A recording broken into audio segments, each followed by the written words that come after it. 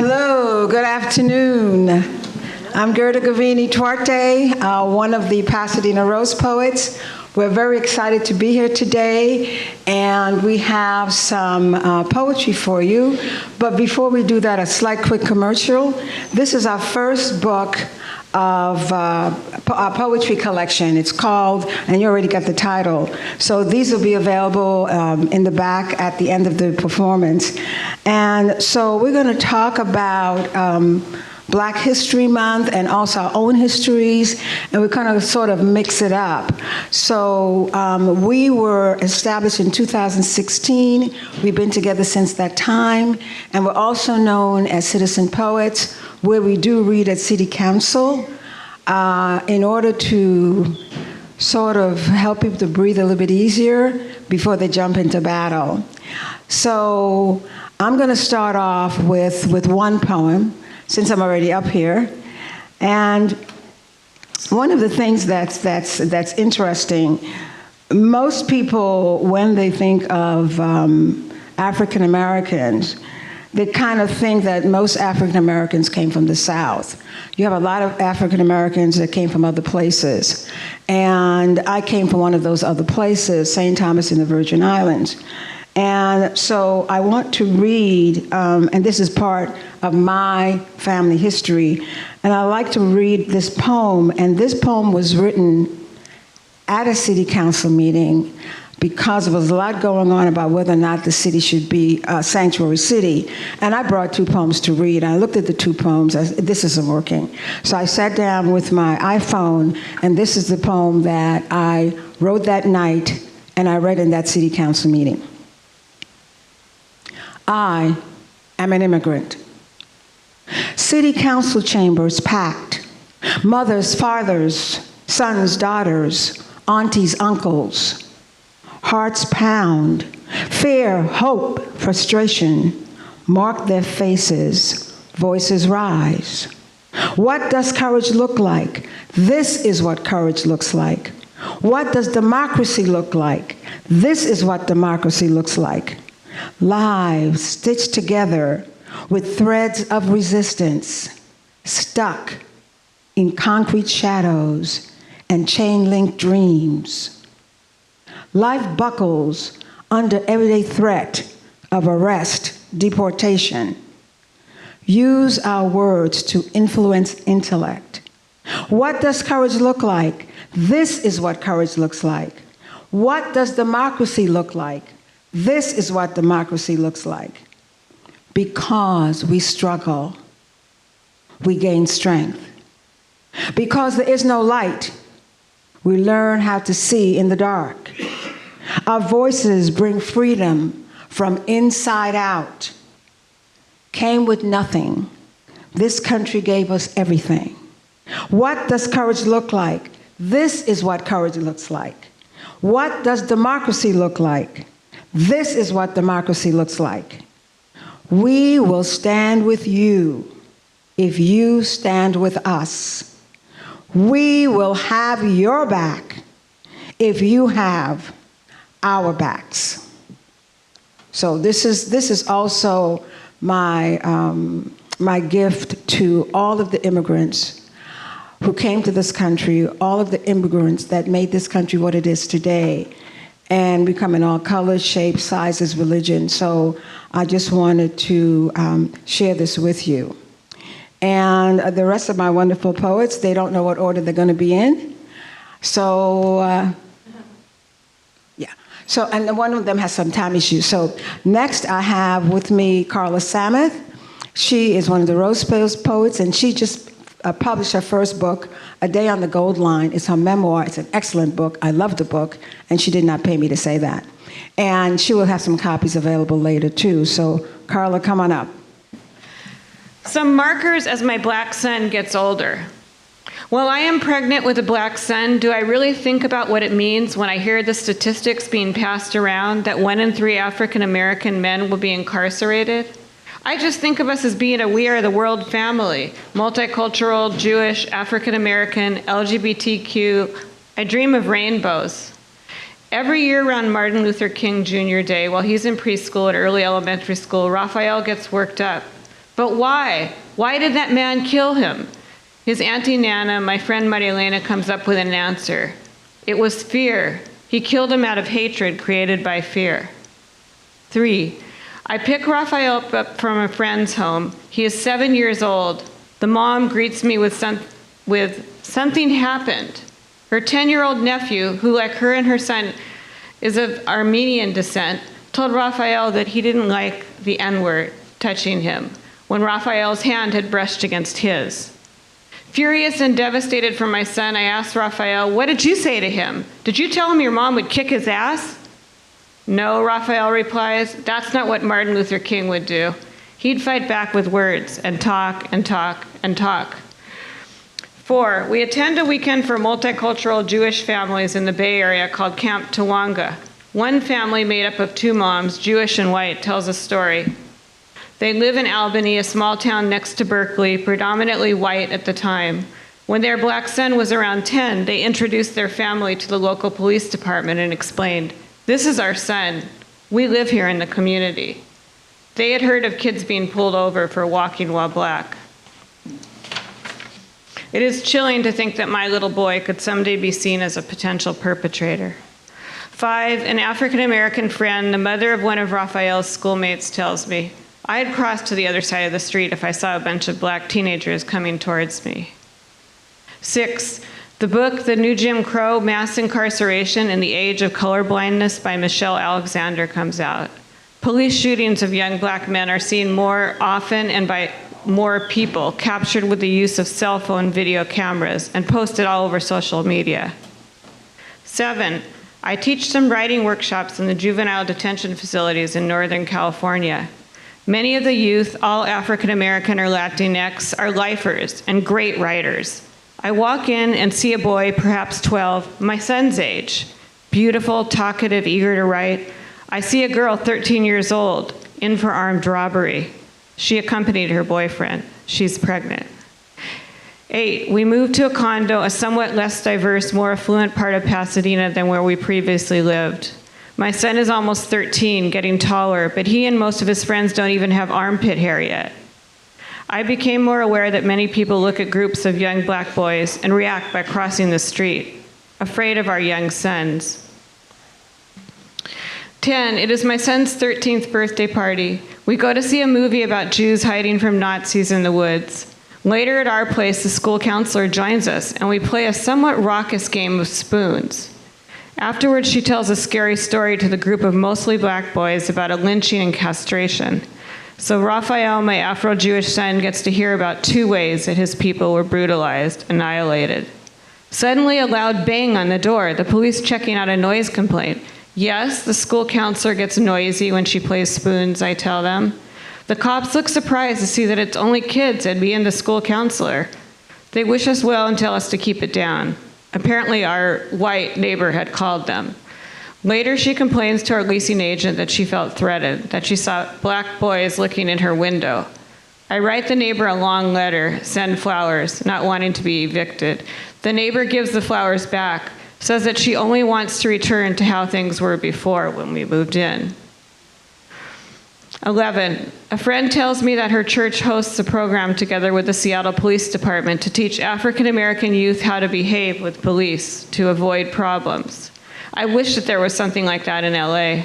Raphael gets cautioned by his friends' black dads, don't make those hand motions, looks like gang signs, and is encouraged not to walk around wearing hoodies or other clothing that might encourage police to be even more likely to pick him out in a crowd.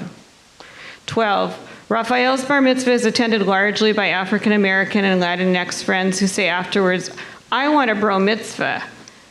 There's gospel music at the reception, and a story runs in the opinion about it being the real LA. The reporter translates Raphael's poems into Spanish. Raphael's 8th grade school group is diverse. His Arab friend gives the 2 Jewish kids hearts with I love Jew on Valentine's Day. Raphael signs off his text as Afro-Jew without a fro. These kids consider themselves post-racial. Still, I ask Raphael's dad to give him the talk more than once. 14, at about 15 years old, Raphael starts smoking pot. One day he's with a bunch of white friends. They all run when the police come. But my son stops, hands up. A police officer had a gun pulled out. Raphael knows not to run.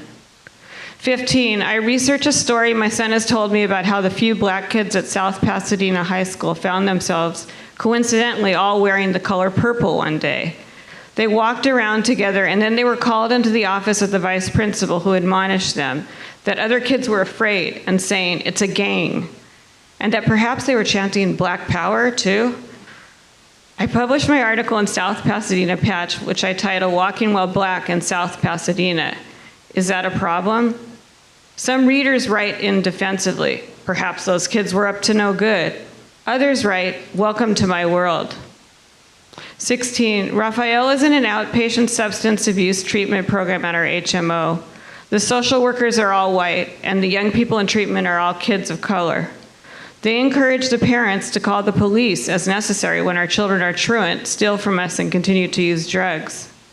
As is the case in many treatment centers, these social workers suggest that legal consequences, including incarceration, may help drive our kids into recovery. Although desperate for Raphael to stop using, I find the prospect of my black son being incarcerated chilling, and I wonder if there's a disconnect among the social workers, who are perhaps unaware of the mass incarceration of black men. For our children, being caught in the juvenile justice system seems to promise only an entry into the so-called school-to-prison pipeline, not to offer treatment or support. 17, Trayvon Martin, a 17-year-old unarmed black student, is killed by George Zimmerman, a neighborhood watch captain, and the Black Lives Matter movement is launched. On its heels comes the slaying of unarmed 19-year-old Kendrick McDade by 2 police officers in Pasadena. Raphael and I joined the protest in front of the Pasadena City Hall. We listened to Kendrick McDade's father speaking about how difficult it is for him and his wife to talk to their other children about what happened, about the need to hold the police accountable. We see Kendrick's mother fighting tears as she holds up a picture of her son. I look at my 16-year-old boy and imagine the unspeakable. 18, I read the book Citizen and American Lyric by Claudia Rankine and realize that no matter how much I think I get it, what it means to live as a black person in white society, I don't. Empathy, concern, commitment, awareness, yes, I have all that. The reality of living in a particular shade of skin, though, is irreplaceable. I don't have that experience.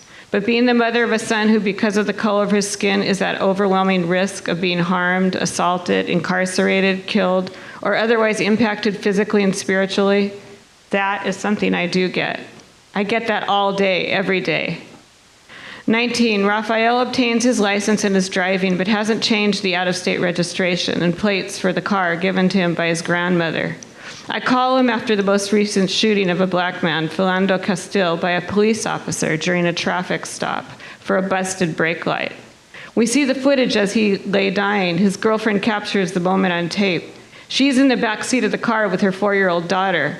On recordings made public, she narrates what happened. "Oh my God, please don't tell me, officer, that you just did this to him. Please don't tell me he's gone. You shot 4 bullets into him, sir. It is devastating."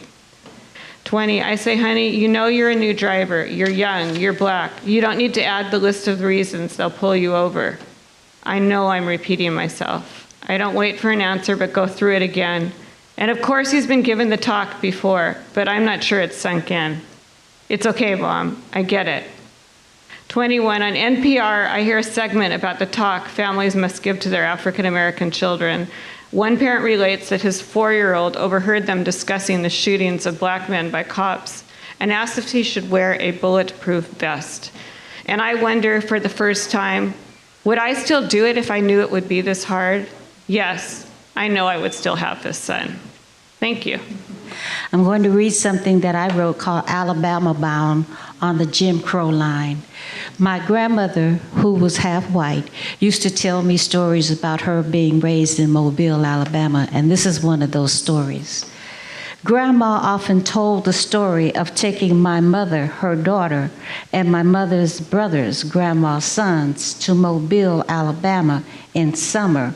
They would ride white first class traveling to the mouth of the South, Mobile, Alabama on the Jim Crow line. At summer's end, with sunburned skin, Mama and her brothers, no longer white, all rode black going back the train holding course traveling north on the Jim Crow line. Thank you. I'm going to begin with a poem by Ross Gay, and this is for Eric Garner. It's called A Small Needful Fact. A small needful fact is that Eric Garner worked for some time for the Parks and Rec, Horticultural Department, which means, perhaps, with his very large hands, perhaps in all likelihood, he put gently into the earth some plants which, most likely, some of them, in all likelihood, continue to grow, continue to do what such plants do, like house and feed small and necessary creatures, like being pleasant to touch and smell, like converting sunlight into food, making it easier for us to breathe. So this next poem, I'm going to read a few of my own. After law school, I worked in Cambodia for a genocide tribunal. And I lived behind a high school which was converted into a museum. The high school was used as an execution center during the 1970s when the Pol Pot regime enacted a series of mass killings throughout the country. And so this is a poem about what it's like to live, try to live some semblance of a daily life in the wake of such a terrible disaster, a terrible tragedy in one's country's history, which is something that many of our communities have to do every day.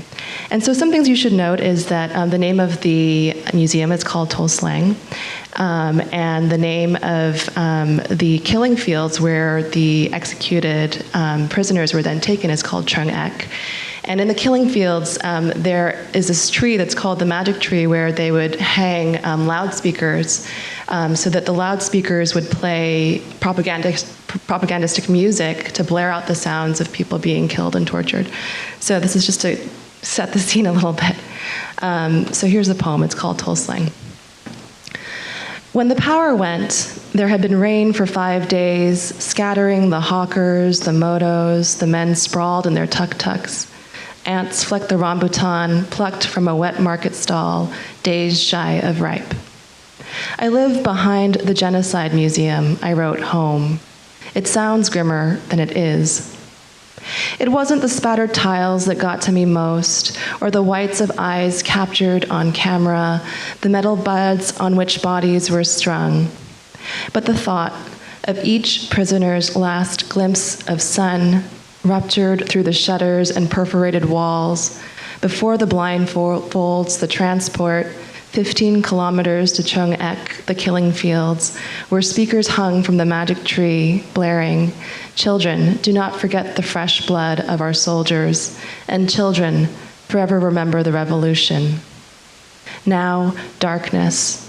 New sounds audible without the percussive rain and hum of motors. Ceramic on tin, the neighbor's dinner utensils set to rest. In the alley, children with candles laughing. The patter of hands on smooth surfaces, the collective search for something to light. So this next poem is a poem called Possibilities, and it's about my desire to be a mother one day. There's a reference here to some quantum physics, for those of you who are aware. Here it goes. Possibilities. In this split of the multiverse, I already have our child. She latches readily, her small pink fingers on my chest. Before you lift the lid, the cat is at once dead and alive. Do you look? Secret fear, some quirk of biology, yours or mine. Before moving to Brazil, Christina freezes her eggs. Insurance, she says. She is my age. My mother reminds me of my age. Each visit more lines, each visit another ache. We grow old together.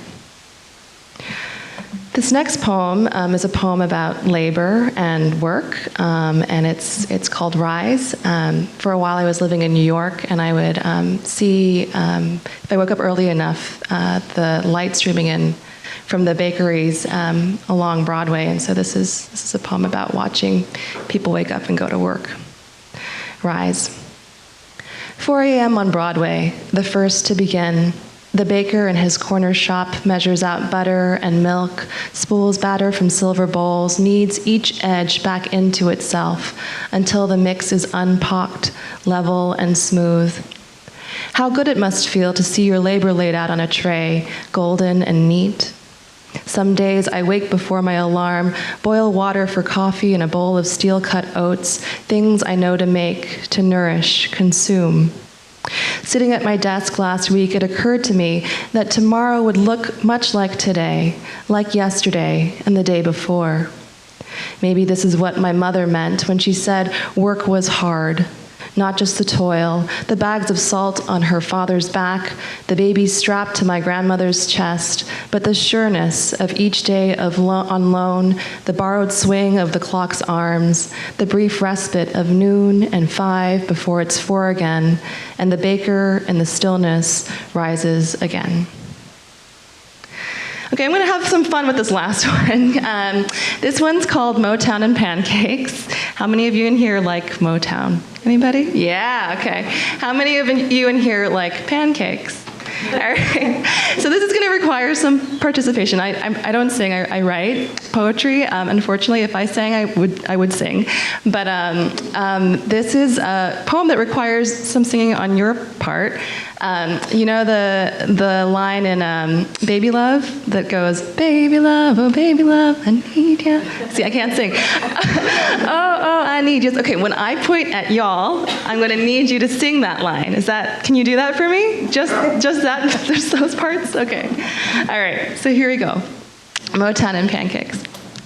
I'm looking for a lover who makes me want to whisk, milk, crack, yolk, sift flour, beat butter, pour batter, grease iron skillets, and drip circles from my spoon on a Sunday morning to Smokey and the Temptations, Mary Wells and the Supremes. We'll shoop and shuffle our way around the kitchen to back up. Yeah, okay. Oh, baby love, I need ya. Oh, I need you. Very good. While flames lick steel like a heat wave burning in my heart, dropping dirty dishes in soapy water, I wear his shirt, collar slipshod on my shoulder, flip toss one-handed, two-handed, clap spin and floor landed, golden brown round, stack high, drizzle syrup and chocolate sauce, scoop fresh cream, pecan praline, and whatever else we feel like. Maybe we do the crossword, get stuck across, try, going down, making love, fall asleep to Stevie, this our shooby-dooby-doo-dah-day with maple on our hands and flour in our hair. I'm going to read in honor of course, of Black History Month. One of my favorite poets has always been Langston Hughes. He was the poet that I cut my teeth on. So in honor of him, I'm going to read his poem, Mother to Son. And it's written in the voice of a grandmother. So she doesn't speak perfect English, but she gets her point across as my grandmother, and I'm sure all of your grandmothers did. Mother to Son. Well, son, I'll tell you, life for me ain't been no crystal stair. It's had tacks in it, and splinters, and boards all torn up, and places with no carpet on the floor, bare. But I's been climbing and reaching landings and going places in the dark where there ain't been no light. So don't you sit down 'cause you thinks it's kinda hard. Don't you turn back 'cause life for me ain't been no crystal stair.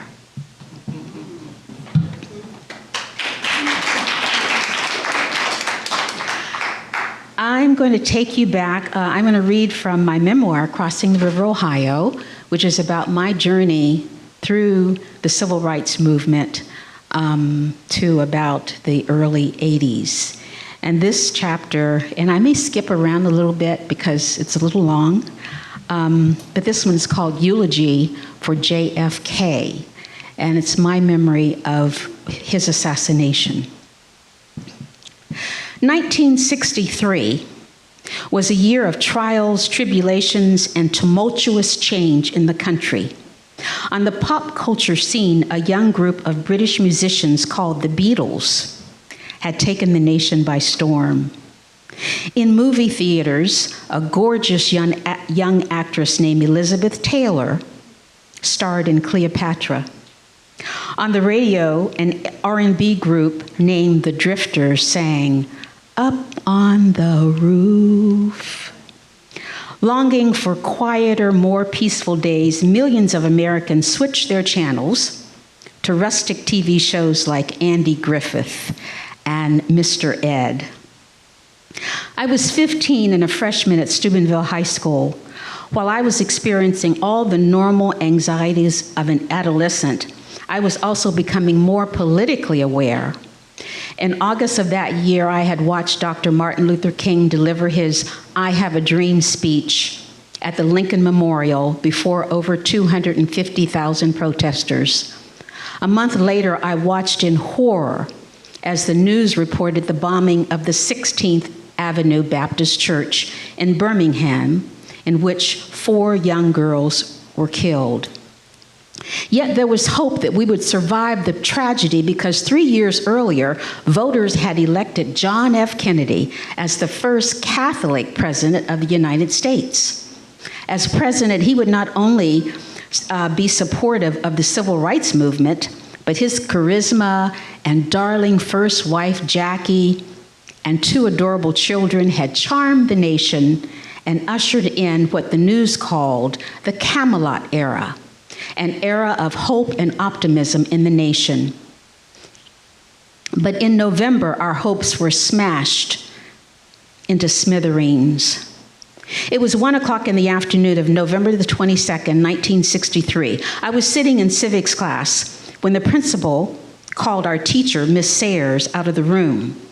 When she returned, her face was as white as the lacy hanky she clutched in her hand. "Class is dismissed," she said, pausing to wipe a tear from her eyes. "President Kennedy has been shot." I sat there so stunned my body seemed frozen in time. My pencil dropped to the floor and rolled down the aisle. I tried to get up to pick it up, but my feet wouldn't move. Everything seemed to be happening in slow motion. Gasp escaped the lips of my classmates. The hands of the clock moved. I stood in the hall surrounded by hundreds of students. Some wept openly. Others had shocked looks on their faces. Teachers herded us out of the building into the street. It felt like a bad dream. Somehow my legs carried me home. The clock on the wall said it was 2 o'clock. It felt strange to be home from school so early in the afternoon. I found Mama sitting in the living room in front of the television. Her face held the same look of shock and dismay I had seen on the faces of my classmates. "President Kennedy is dead," she said in a flat voice. My book slipped out of my hands and fell to the floor. I heard a long wail. Seconds went by before I realized that the sound came from my own throat. I felt like someone I knew personally had been killed.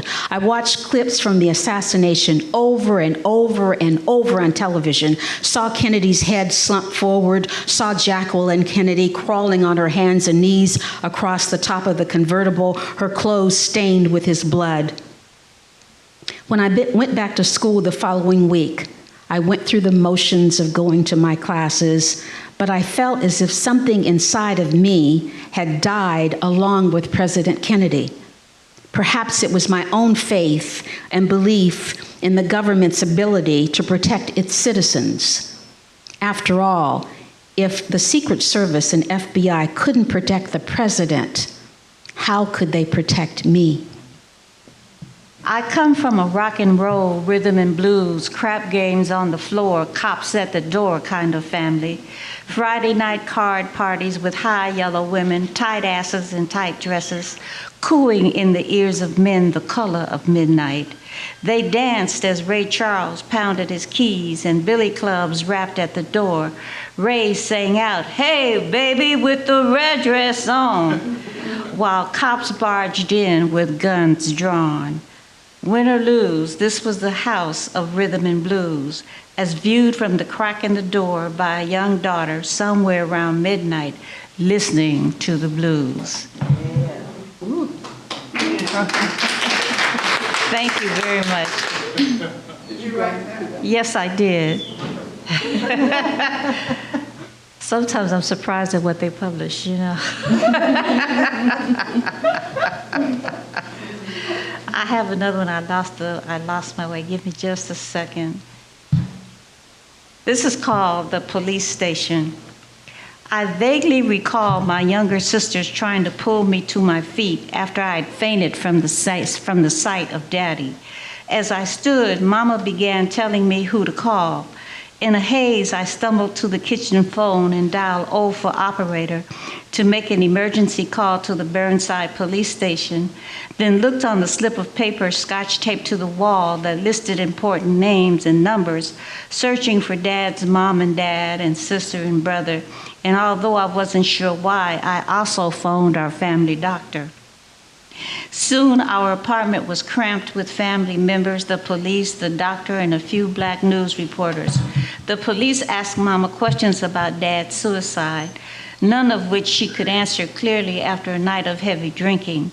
I was the one with the answers, but no one asked me any questions. Mama and I are still wearing night clothes when the officers tell her they want to take us to the station for questioning. As though I were an adult, I answered the police with a yes. We'll go to the station after we change into our street clothes. After changing out of our night clothes, we followed the officers to their car. With sirens blasting and red lights flashing, we were put in the back seat behind the two burly officers who together filled the front seat as they sat shoulder to shoulder, hat to hat, window to window, with no space between them. When we arrive at the Burnside station, Mama and I are escorted to a small interrogation room and wait for the officers to return after checking in with their police captain. The interrogation room held a rectangular table with 4 metal chairs, along with a blanket of hot air that the whining window fan could not dismantle. It was Monday, September 1st, 4 a.m. and 90 degrees.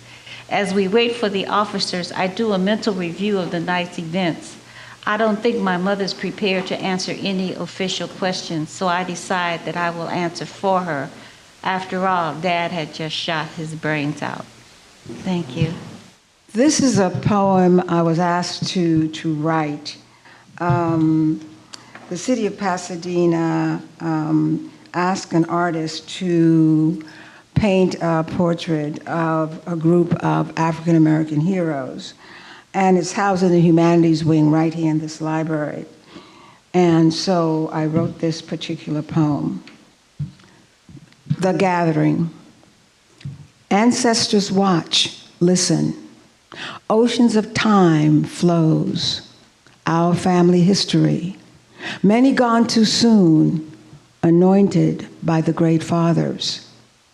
8 wonders of the world, spirit, memories survive.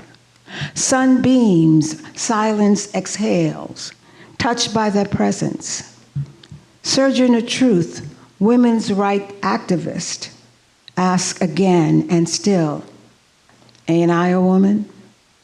Frederick Douglass, abolitionist, offers, I like to talk things out across difference. Would unite with anybody to do right. Booker T. Washington, advisor to president, leans forward. He says, excellent is to do a common good in an uncommon way. Marcus Garvey blinks and says, a people without knowledge of their past history, origin, and culture is like a tree without roots. Rosa Parks takes a deep breath. My individual desire was to be free. I was not alone. There were others who felt that same way. Malcolm X cautioned that stumbling is not falling. Looking at Dr. King, he emphasized that Dr. King and I, we want the same thing, and that is freedom, but we walk different roads to get there. Dr. King smiled. He preached, change does not roll in on the wheels of the inevitable, but comes through continuous struggle. In the end, we will be remembered not for the words of our enemies, but the silence of our friends.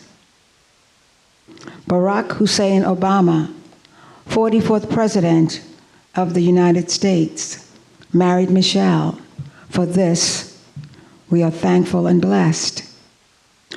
President Obama speaks, when we have faced down impossible odds, when we've been told that we're not ready, or that we shouldn't try, or that we can't, generations of Americans respond with a simple creed that sums up the spirit of our people. Yes, we can. Yes, we can. Yes, we can.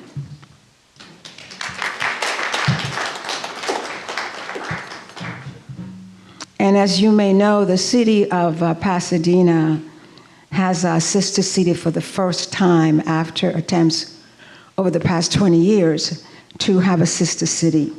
And the sister city is in Senegal, and it's Dakar Plateau. And I was asked to write something for a luncheon that they had for that particular group who put it all together.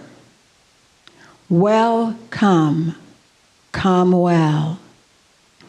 Ancestors' fingerprints claim us. Tongues tell stories written on forehead. Faces radiant. Forest of hands sway. Symphony of voices calm.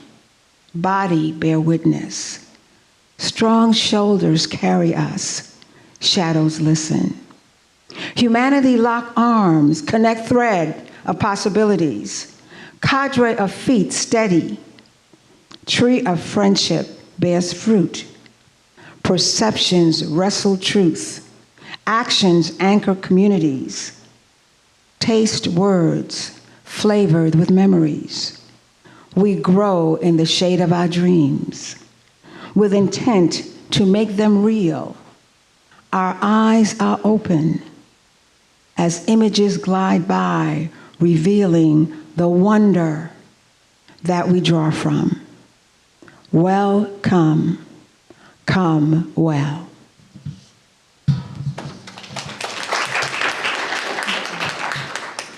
One of the things that most Black women experience is what I call the superwoman condition. You're supposed to do 20 things at the same time. You always take on other people's battles, so on and so forth. Well, one day I had an epiphany, and this was it. Superwoman. Yes, she made my life too complicated. She demanded too much. I kept disappearing. I left myself in the wind, but everyone else was happy. I just kept trying everything, and people wanted things to be the way it always was. I kept giving. I was running on empty. At my tipping point.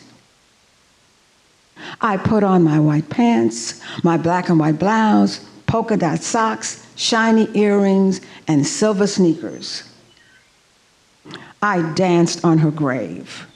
No tears, no fears. Ancestors nodded, pleased, and they clapped. I think it's called One Day at the Black and Latino Bookstore.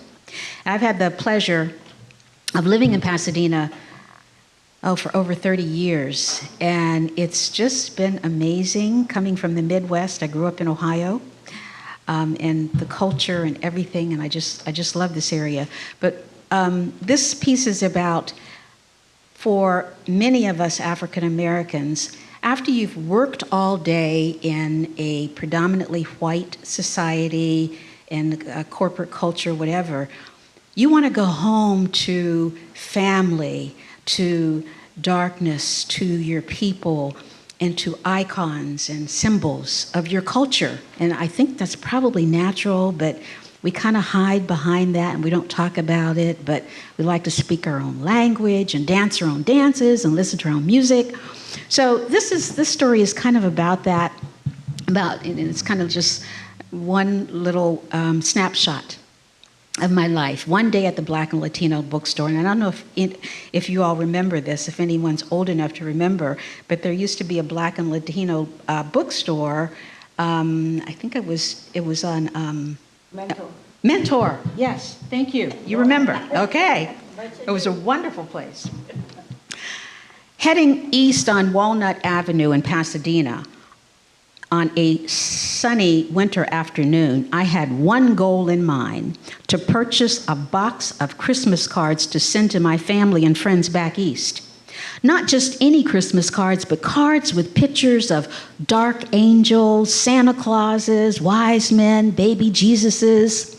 Not that there was anything wrong with white Hallmark cards, but I needed positive Black images to negate all the negative ones in the media. Ever since the 60s, when I became conscious of Black culture, I surrounded myself with Black art to strengthen my self-esteem and to teach my children that their ancestors weren't just enslaved Africans, but they were healers, artists, engineers, poets, and thinkers. Since then, I've made it a tradition to send Black greeting cards to my friends and family. With my 4-year-old son buckled in the passenger seat of my 1985 Toyota Corolla, I was on a mission. As I neared the corner of Walnut and Mentor, I saw a large crowd blocking the intersection. What on earth was happening? No matter what it was, I wasn't about to let anything deter me. I parked my car in the supermarket lot on Walnut, grabbed my son's hand, and headed back toward Mentor. The crowd was huge. 2 police cars blocked off the entire street all the way south to Colorado Boulevard. With all the holiday events going on, maybe there was a parade or a festival. I headed toward the Black and Latino bookstore, an independent retailer that catered to readers of Black history, economics, religion, science, and sold books and gift items you can never find in a major chain. Owned by an attractive Latino woman named Rita, the establishment had been a fixture in Pasadena for years. Sandwiched between a cluster of small shops and businesses, it was a cozy, inviting place to spend an afternoon. Holding my son's hand, I elbowed my way through the crowd. When we neared the entrance, a knot of men, women, and children blocked the door. I hoisted my son on my hip and squeezed through a wormhole in the crowd. When I reached the door, it swung open. Looking up, my eyes widened. Looking up, my eyes widened. Hercules towered over me. He stood in the doorway over 6 feet tall, with shoulders so wide he had to turn sideways to exit. I couldn't believe my eyes. It was Muhammad Ali, the boxer I had a crush on since I was 15. My mind flashed back to all his fights with Sonny Liston, Floyd Patterson, Joe Frazier. I'd seen them all. I loved to see Ali dance across the ring, his feet moving like lightning. I remembered when he threw his Olympic gold medal into the Ohio River because a whites-only restaurant refused to serve him. When he wouldn't fight in Vietnam because he said the Vietnamese had never lynched him or called him the N-word. How he stood up not just for Black Americans, but for all people who suffered from racial hatred and discrimination. As he passed by, the crowd parted and started chanting, Ali, Ali, Ali. I chanted with them. His face looked older, more rugged than the Ali of my youth, but he was still strikingly handsome. Watching his powerful physique ascend the stairs to a stage, I hugged my son and shouted, "That's Muhammad Ali! He's the greatest!" My son stared in wonder. Mama's love always smelled of dinner. On Sundays, we ate the gospel bird, fried chicken, mashed potatoes, green beans, and a lettuce tomato salad. On Mondays, we'd have pork chops smothered in gravy over rice, green peas, and a lettuce tomato salad with carrots. We especially loved catfish Fridays with French fries and coleslaw. No salad, no vegetables. Tuesdays through Thursdays were always a delight, where we might have breakfast for dinner, sausage and eggs, or hot dogs and hamburgers, or pancakes, whatever we desired. In our house, everybody loved Mama's homemade Betty Crocker chocolate cake right out the box with ice cream or a tall glass of milk and a good family laugh. Didn't matter to us eating chocolate out the box as long as it was good. This is a poem after my, I haven't written a lot of poems about my parents, but my mom passed, my dad passed after my mom. And this just came up, and it's a prose piece. It's called First, Last. My cousin Frankie took me to my mother's senior complex. It was pristine, looked and felt pleasant. My mom was allergic to ugly or untidy surroundings. My cousin asked me if I wanted to spend the night with him at his place. And I said, no, I have to stay in my mother's apartment. We entered her apartment, we talked for a while, and he left. I looked around because I had never been in this new place that she had gotten, and walked from the living room to the kitchen to the bathroom and her bedroom. Instantly recognized her Italian sofa in her favorite color, pink. Pink in her paintings, pink on her walls. Knickknacks, white carpet and bedding. I knew where she kept her kitchen items, plates, silverware, dry and canned food, and pots and pans. The same for her bathroom, everything in its place, her scale, matching toilet seat cover and floor mat, medicine cabinet, really a mini drugstore, towels and supply of toilet paper, soap, deodorants, creams, comb and brush. Family pictures hugged the walls, tables with many pictures of everyone, but to some reason, and I wasn't surprised, there were oodles more pictures of her grandson and her great-grandson. I felt as though she would walk in any moment, go to the bedroom, take off her shoes, put on her bed slippers, house clothes, and make herself a cup of tea. And if it was time for her soap operas, she would not answer her telephone. And once I called her, and I was chatty Cathy. So she said, "You need to stop. I have to call you back." I said, "Mom, what's wrong?" She said, "My soap opera's on. I gotta go. I'll talk to you later."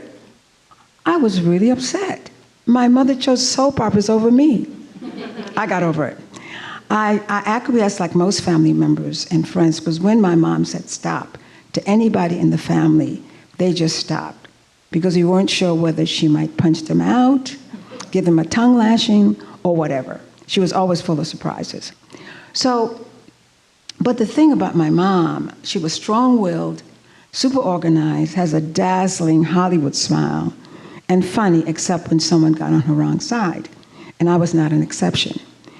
I remember when I was in Catholic school, the first grade, I wrote with my left hand. And some of you are not old enough to know what that means when you're a Catholic. When you write with your left hand, you're doing the work of the devil. So they made me write with my right hand because it would hit my knuckles on my left hand.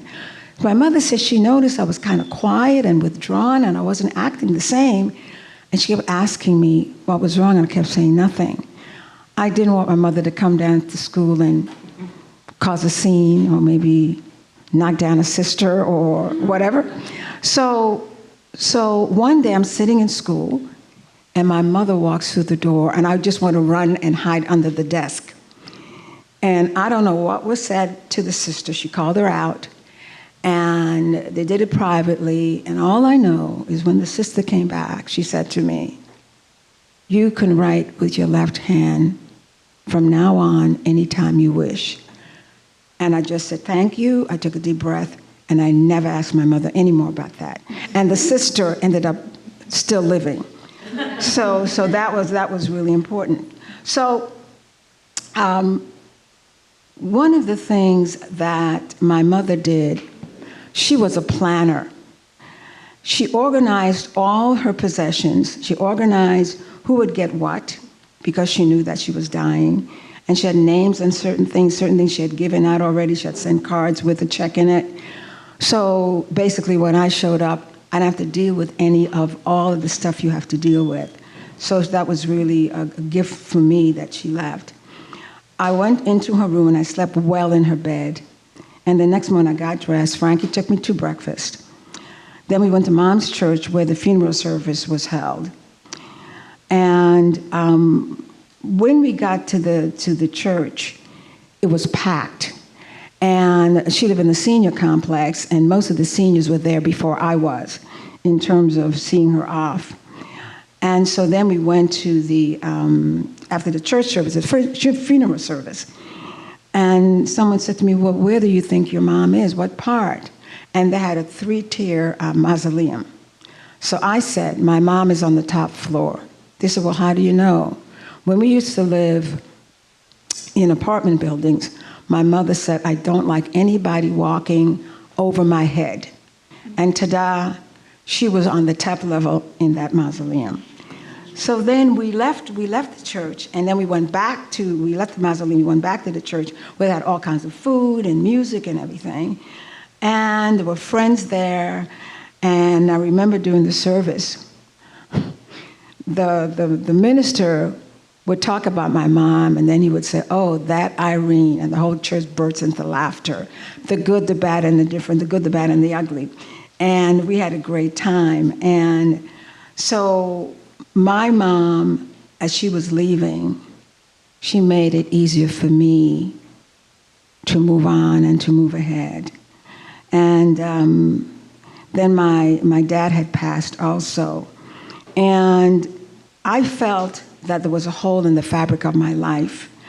I still felt like I was in a twilight zone, being in limbo. And I felt like I was an orphan. My mother and father were gone for the first time, and a full-grown woman, but that's how I felt. And several months later, I was talking with a friend about the loss of my mom and dad, and she said, "No matter what, it is hard to not hear your mother whispering in your ear as your dad played the piano." I had a very chaotic raising as a child. So you know when your parents die, they usually leave a will behind with a little cash, maybe a small house, an investment in a business for their child who is still living. Well, here is what I inherited from my family: the love of alcohol. Daddy loved Jack Daniel's Scotch watered back at night. My mama loved Smirnoff vodka, orange juice, morning, noon, and night. I love wine, no special brand, whatever's on hand. Mama and her 4 brothers were heavy drinkers. My husband complains that I'm not far behind. Then there's the threat of disease, cancer, the big C. Daddy's daddy had it, daddy's sister had it, daddy's brother had it, mama's mama had it, my sister had it. I had it, and I'm the lone survivor. Then there's the sugar, as diabetes was called back in the day. Mama's brother lost a foot, then a leg, then his mind. We had no church, no religion. Daddy had quarrels with religion. Mama had quarrels with daddy about religion. I married a man with quarrels around religion.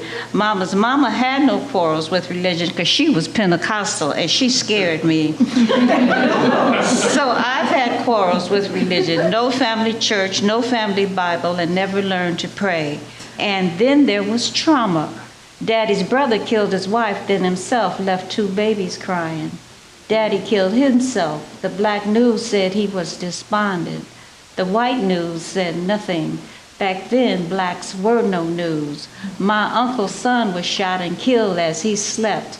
1960 was the year that I just wept and wept. I want to thank Hazel, Annette, Toni, and Carla, and there are 9 of us, and we all were able to make it here today. It's been a pleasure. I love this library, the staff that's been kind to us, and we read here usually on a regular basis. We'll be back on March 13th, which is Art Night, so from 6 to 10, come and visit us because we're inviting all our poetry friends from San Diego, LA, Altadena, and plus the Rose Poets. And also, too, if you'd like to pick up a copy of our new book, you can see us in the back. So this has been a pleasure. Thank you so much. And we do this because we can't help it. We do this because we love it. Thank you.